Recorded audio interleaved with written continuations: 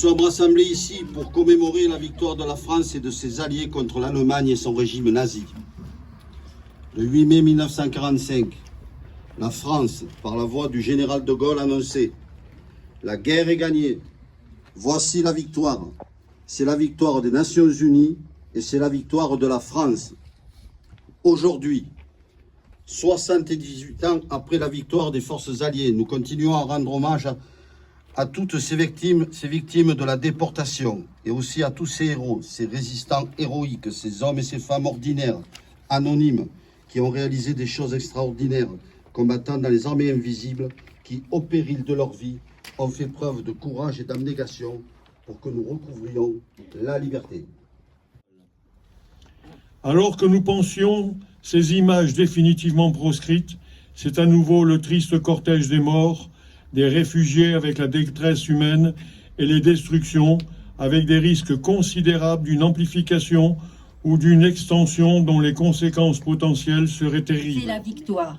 Ce jour-là, les forces de la liberté triomphent non seulement contre une armée, mais aussi contre une idéologie qui écrasait l'Europe et la liberté de ses peuples.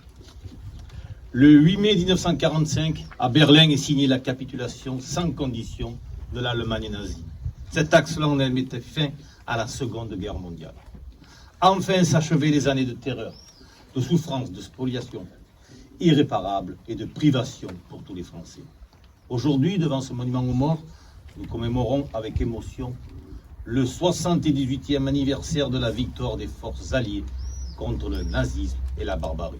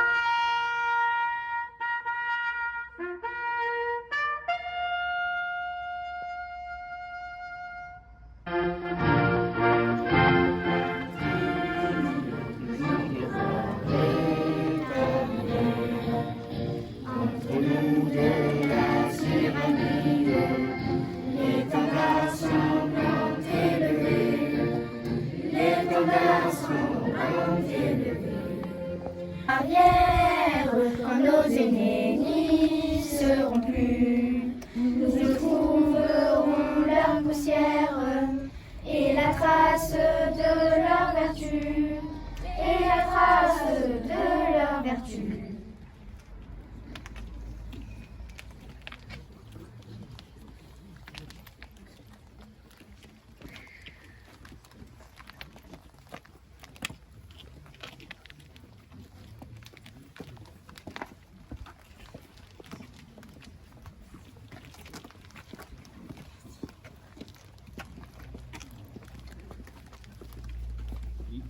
Jour de commémoration nationale, je voudrais que l'on ait une de pensée pour mesdames et messieurs les anciens combattants, pour un des vôtres.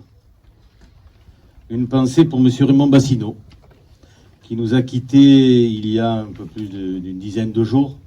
Raymond, que vous avez accompagné mercredi dernier dans sa dernière demeure.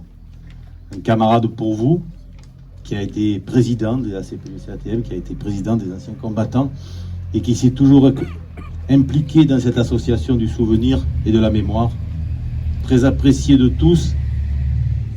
Il a laissé un grand vide dans la vie locale, comme il laisse naturellement un grand vide au sein de sa famille.